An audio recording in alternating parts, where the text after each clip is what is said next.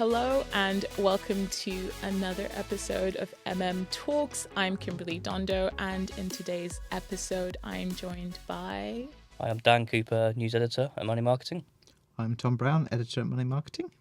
I'm Hayley Rabbets, not editor at Money Marketing. Sorry. But you are a recurring guest, so I you're kind of honorary Money Marketing. Honorary editor of Money Marketing.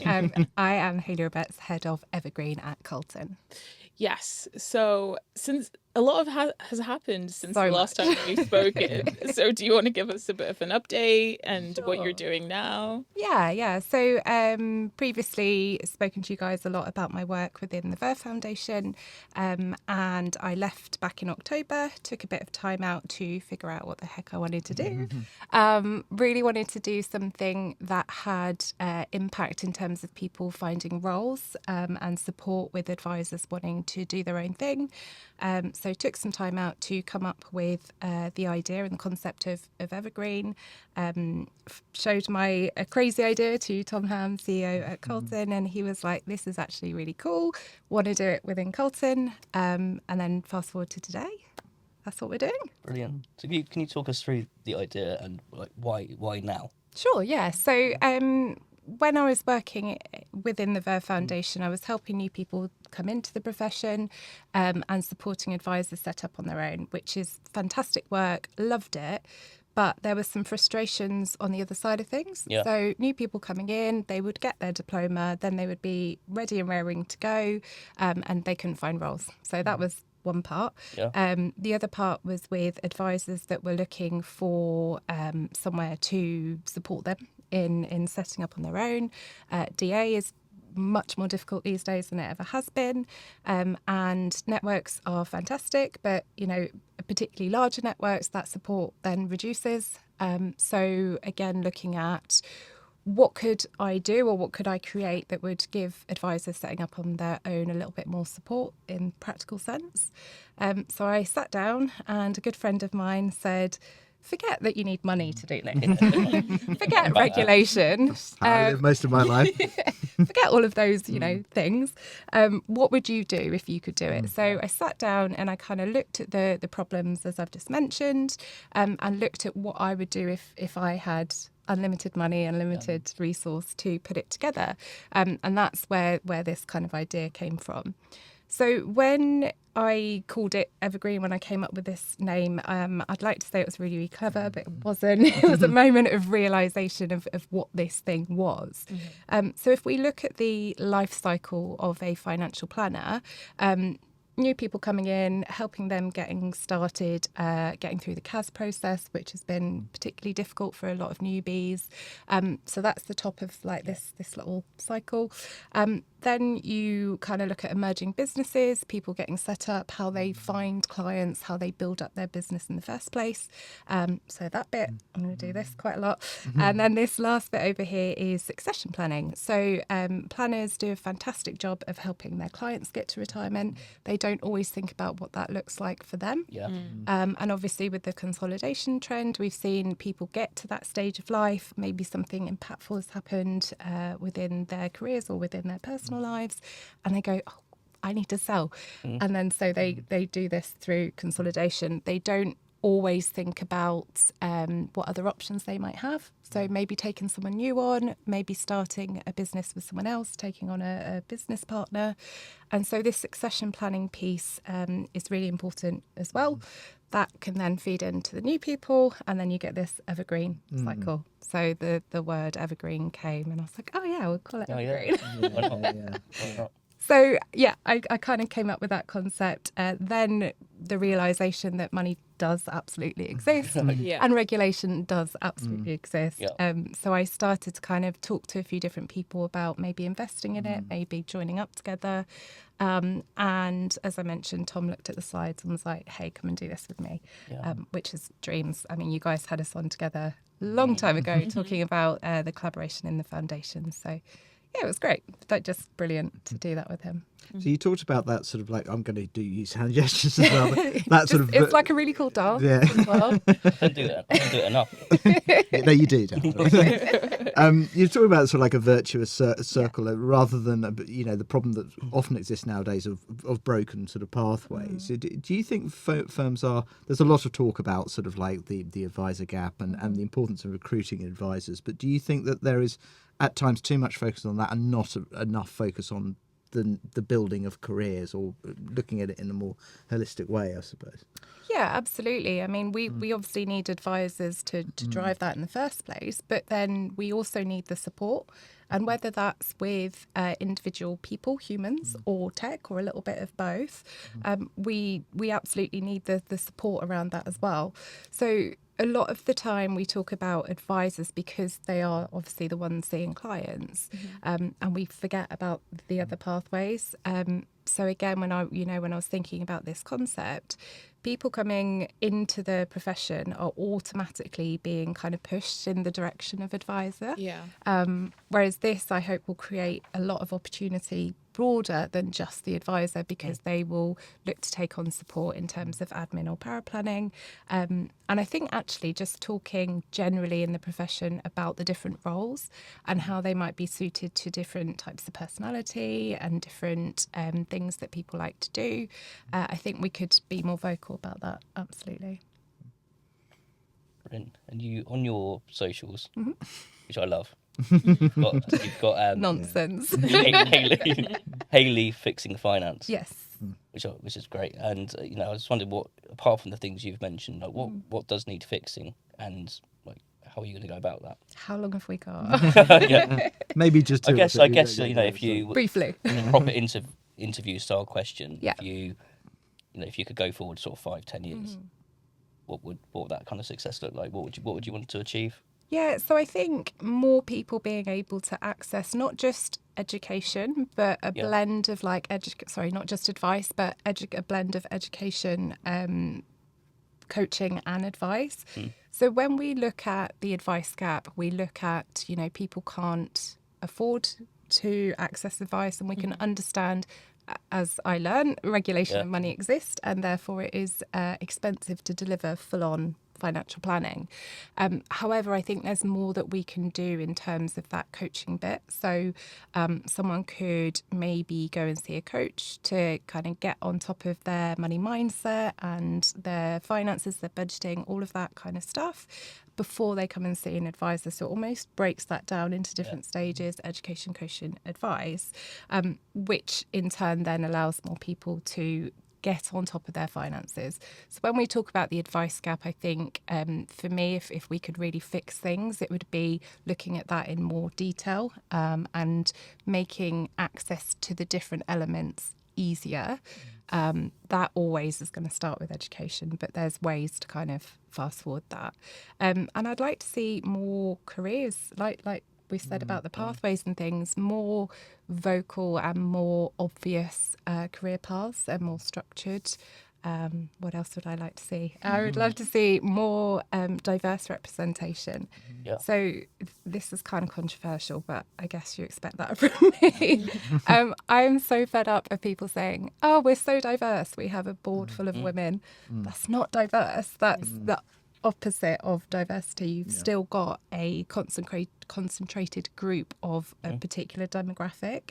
I would love to see more actual diversity across the board within finance. I think we have it in some areas as well, but we don't focus on that. We just talk about advisors, which again, loops back to your points. I'm going to shut up now, otherwise we'll go on forever. So it's proper systemic change, not just box ticking. Exactly. And not just kind of talking about that surface level stuff, like really getting into the nuts and bolts of what it means.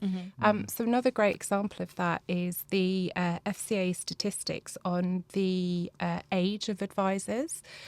So in that bottom group, I think it's maybe 25 and younger, or up to 25 years old. We're often shocked about how small that number is. But really, if you're thinking that's just looking at advisors, that's not looking at the whole profession. If you are just out of school, you're 18, you do some qualifications, maybe you get to 20, I'm not really shocked that that number is so low, because people need time to learn their craft, learn how to be an advisor, find clients, all of that good stuff. So again, instead of us just saying, oh, we need more advisors under 25, like, do we? And looking more so into those things that we just talk about at a more kind of microscopic level. I don't think I'd want an advisor whose frontal lobe hasn't fully And this is the thing, right? That makes me the problem. Yeah. But yes, but also I think maybe is it a marketing issue as well? Because how do you, what 18-year-old knows about financial advice to seek it, let alone to go into it as a profession? I think my parents are in their 60s and are only now aware of financial advice because of the job I currently have. So it's like, that is another issue that I don't know how to tackle. Well, I think it does, again, link into what we were saying about, we say the same things and we don't necessarily think about them. We're always hearing that people aren't interested in a career in advice, and that is fundamentally not true. But probably if you're 16, 18, whatever, and you're in school, you probably aren't interested in a career in finance because you don't know it exists. So there is work to be done there. But again, we can't just keep throwing out these blanket statements of no one's interested in a career in advice. I think that advice is becoming way more interesting, particularly to career changes. And we've seen quite a lot of that over the last few years. So I think a career in finance is out there and people are thinking about it and people are wanting to access it. But I don't think that we are getting school leavers at the moment for that reason. But if we do look at those different roles in terms of like financial education, coaching, and then advice, yes, it makes the career path a bit longer. But I think if you're a younger person, you might be more interested in education or coaching. That sounds a little bit more fun than financial advice and people thinking of people sat behind a desk in a suit. And you have more of a toolkit, and also coaching is kind of a big buzzword on socials. Exactly. I think it makes you feel quite legitimate in that profession. Lure them in on the coaching. And trap them into the advice. That's nice way of saying. Also, young people, Gen Zs, are the evidence is they're getting much more interested in sort of saving and investing and all of these things. As economic times are getting tougher, and the feeling is amongst young people, we're on our own here. We need to take more responsibility for our financial futures, I suppose. Yeah, absolutely. Yeah. Sorry. No, I was going to say, I mean, it is in terms of Tom Ham, our beloved Tom Ham, and Carlton, what have you. Why do you think they were the right partner for you, and what do they sort of like bring to the table in terms of what you needed to get this vision off the ground? So I've known Tom for probably 2 or 3 years, watched him pour his heart and soul into Colton and see him create this incredible business, and he's very ambitious. He wants it to be huge. What he's built already is incredible. I think Tom and I are very different, and we bring different perspectives and different experiences to this. So he is so client focused, and it's been a number of years since I worked in an IFA firm. So I'm very much on like advisor focused. When you put those two elements together, you're talking about different points of view, but really you're getting to the same end goal. You're just approaching problems in a different way and with different perspectives. So I think that was a really nice thing in that we complement each other's experiences and skills. Also, I think we created this to kind of fit into Colton as is. So that ambition that he's got, this will help to kind of excel that and push that forward. I think also, like, I just love working with Tom. Like, that has to come like reason number 3 because of all the professional stuff. But I love working with him. He pushes me. I've learned so much already. It's only been a few months. And I think together we can build something that's potentially going to be really impactful for the profession. Because you, like many people, you weren't in finance previously. You came into finance almost accidentally. I think that's fair to say. Completely accidentally, yes. But it seems like it's such a passion of yours now. Yeah. And that's someone. Where did that come from? That passion? What made you because it feels like more of a mission than a kind of yes. like a one woman mission. You're just everywhere. I remember when I first joined, I was like, who is this woman? Does she ever? Like- She's at everything. Does she ever We've sleep? all She's like we've all the asked that at some spokesperson certain for point. financial Superwoman, does advice. I don't know when she ever finds time to sleep. Oh, But yeah, I just yeah. I'm a you know, you robot. are Yeah. so passionate. I was wondering where that passion Or a came vampire. from. A vampire. Vampire robot. Thank you. I'm blushing. Okay, so before finance, I worked in a carpet shop. Yeah. I just found a job advert in the local paper for a receptionist within an IFA firm. And I was just like, oh, it's admin. I do admin at Carpetright and I'm going to do admin at a financial advice firm. Cool. And then I sat on reception and I heard everything going on around me and I was like, okay, this is really interesting. Asked a million questions. Somehow they put up with me for like 7 years. But asked all the questions, moved, did lots of different roles, grew with it. But I come from really quite a poor background, single mum, raised me and my brother on her own. And she is the person who is always in my mind in terms of why shouldn't she have access to this? Why shouldn't she have, and not necessarily advice, she doesn't have the finances to take full advice, but going back to the education and the coaching, there were so many things that happened throughout my childhood that she could have managed better if she had a little bit of knowledge. And it's so powerful, and I can't stand anything that's unfair. And I think this is where this like mission and this passion comes from. It feels really unfair to me that my mum grew up like that and she had to, go without eating so we could, like, really horrible things that she should never have gone through. And it feels so unjust. And when I started noticing these things and thinking about these things, it really did add fuel to the fire of more people should be able to do this. This should be fair. Like, people should be able to access it. So my mum drives me and my background drives me, and just equality. Like, I will just keep going until it feels a bit more equal in the world. And it's why you're always using words like community, trust, support, within sort of like your work. So I think, you're definitely a sort of a people person, and the human element is very important with this. You'll know that people are talking about AI and tech constantly now. What do you see that as something that is kind of can help build that sort of sense of like community within sort of Financial Forest, or do you see it as militating against it, or like all of us, are you kind of just waiting to see how it shakes out as well? I think a bit of all of those things. I don't think that we will ever be replaced as humans. I think tech can enable community, it doesn't build it. So if we focus purely on community, that's a people thing, that's a connection thing, that's a showing up and being there for people. What tech can do is make things more efficient and more accessible, which then helps to shape what we're doing. One of the main things, and this won't be a surprise to anyone, that came up when I was researching what problems advisors faced was archaic tech. And so when we were putting together the proposition for Evergreen, we really wanted to make sure that the tech that underpinned it all was modern and it was slick and it was streamlining everything, because there's no point in having tech if it's not going to make your life easier. And a lot of advisors out there struggle with the tech that they're given to use. So I think it helps drive efficiencies. I think it can absolutely help give more access to things like advice and help more advisors learn and all of that kind of stuff.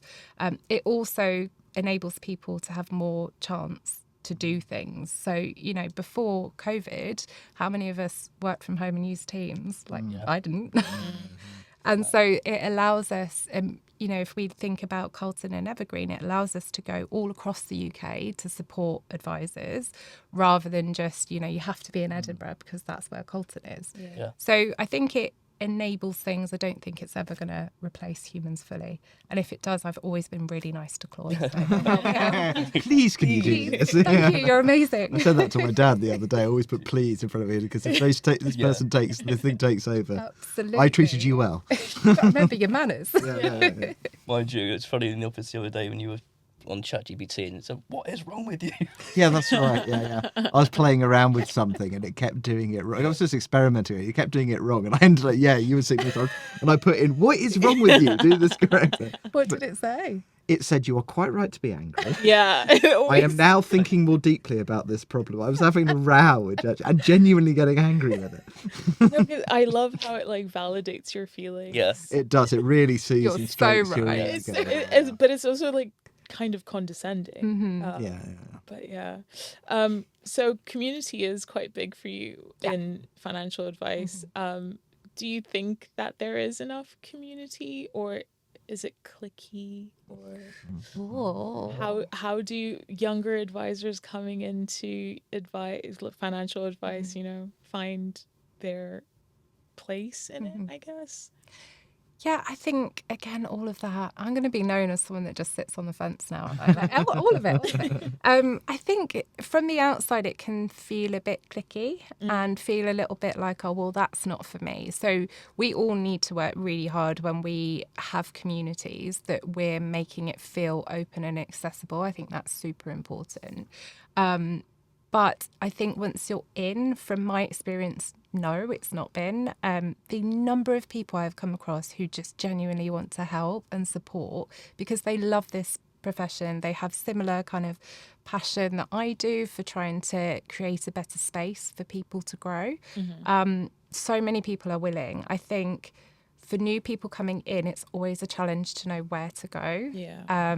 For me, it was LinkedIn, and I just, as you know, chatted nonsense, did nonsense stuff, and eventually the nonsense comes back to you and you start to find your tribe. So I've always said to like the newbies coming through, find your tribe, look at articles that you see written. If you find yourself nodding and going, yes, I really relate to this person and what they're saying, add them on LinkedIn, tell them that you really like their article.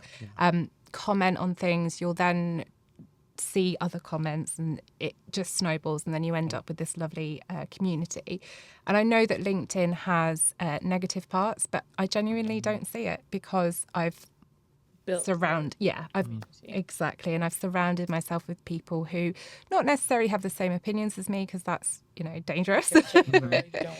But that kind of are all moving in the right way in different ways. I have many debates with people. I have strong views and I like to have debates. Actually, that's how Tom and I met. We both had really polar opposite views not about the profession, about something entirely different, but we had a really great conversation about that. And I think the more that you kind of surround yourself with people where you can have that conversation, you don't have to agree, but to have that environment where you can give your views, what we're doing then is creating space for people to have their own ideas and surrounding them with the people that can maybe help those ideas grow. So I think it's super important when you're creating community to keep that in mind as well, that you need different voices. Again, the diversity. It's the other side of it. I was going to say, it's diversity of viewpoint as well as everything else. Absolutely, yeah. And it's really healthy. And I think, mentioning what I said at the start with Tom and I being so different and creating this, it's really beneficial. It challenges you and it helps you learn. And for new people coming in, that's ideal. You don't want to go into a space where everyone tells you, well, we only do it this way. Yeah.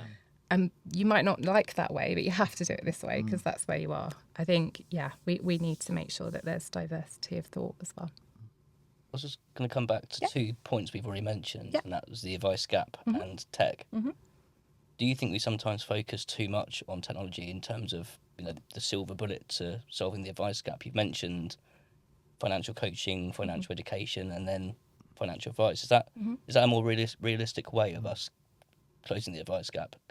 Because it's always technology, it's always AI. AI can reduce this, AI can do this. And I just wondered, are we focusing too much on that and not enough on the other side, do you think? Yes, but tech enables it. Yeah. I think tech can help things to be more streamlined and more cost efficient. The problem that we will have, or that I foresee us having, is when there are cost savings, it just means that people make more profit rather than actually using that in a meaningful way. So I think it can help. Whether it does help is a different question, because it depends on how it's being used and how that cost saving is being passed on. But always a combination. I think tech is great. I do think that we can't just say that's going to solve it. Yeah. Like it's an array of things. But I suppose that's where you need a vision to where you want to get to, Yes. rather than saying tech can do this. Yeah. You know, you're starting at the wrong end of the telescope, I suppose. I guess also, yes, tech can do XYZ, but do we want it to do Yes. XYZ? Yeah, Or do we want it to do a bit of it with the human overlay? And I think it's really important for everyone in whatever role to see how tech can help them to do their job rather than just do it all. Because, you know, your argument with ChatGPT the other day proves... I'm ashamed of this. I'm looking at it up now. Sorry. It makes me look like an idiot. Even more of one. You should try Claude, he's better. Okay, right, excellent. I've Give me heard- Claude's number. And Yeah. Sorry. I thought you Claude were threw going me to for a keep second. going, Tom.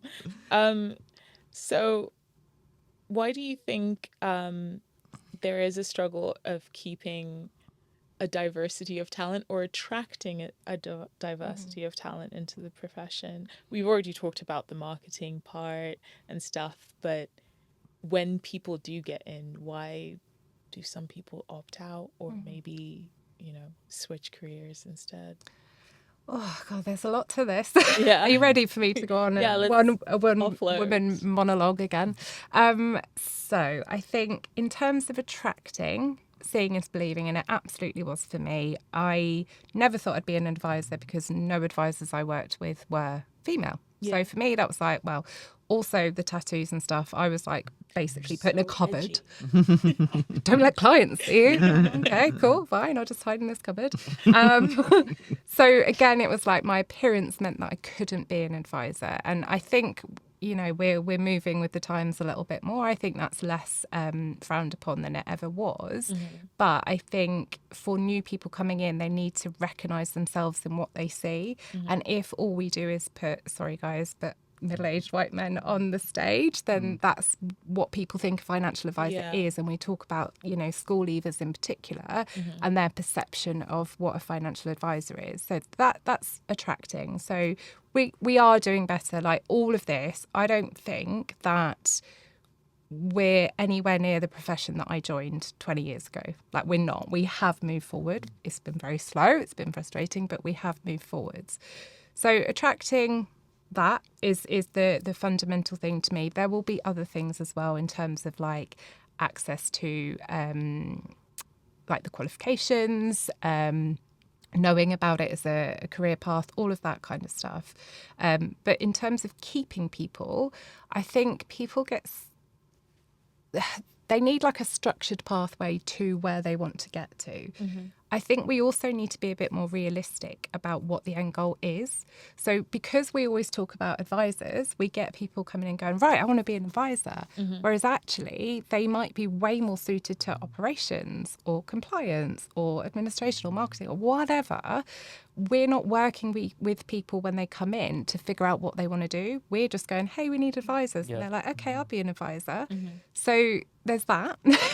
There's the structured pathway to get to being an advisor. We all know that it's not like do and you're done. No. Wiggly lines all over the show. Yeah. So when you're taking on someone brand new, I think it's really important to sit down with them and talk about where they want to head to and how you will help them get there. That's the biggest frustration I've seen with people leaving firms, is that they don't know where they're going next. They feel like they're being pushed into one way when they maybe don't want to be there. They don't know what the options are. Ultimately, they'll get another opportunity and they'll go. So I think structure, but also coaching and mentoring, that community piece again, I guess, is really super important when you're developing people because they need to see what the next step is for them. Yeah, sure. Whenever I've spoken to people who do that kind of mentoring, they say it's the most rewarding thing that 100%. they've done. They say, I wish I'd done more of it sooner. Sort of thing. Yeah. On both sides of it. On both sides, Yeah. yeah. It's very fulfilling. So throwing forward, it was the classic sort of like question in terms of you've got this you've got Evergreen now, you're excited by it, you're talking to everything about it. What does the next kind of couple of years look like for you? If we were to have this conversation in a couple of years' time, where would you have wanted to get to? Well, I think we should.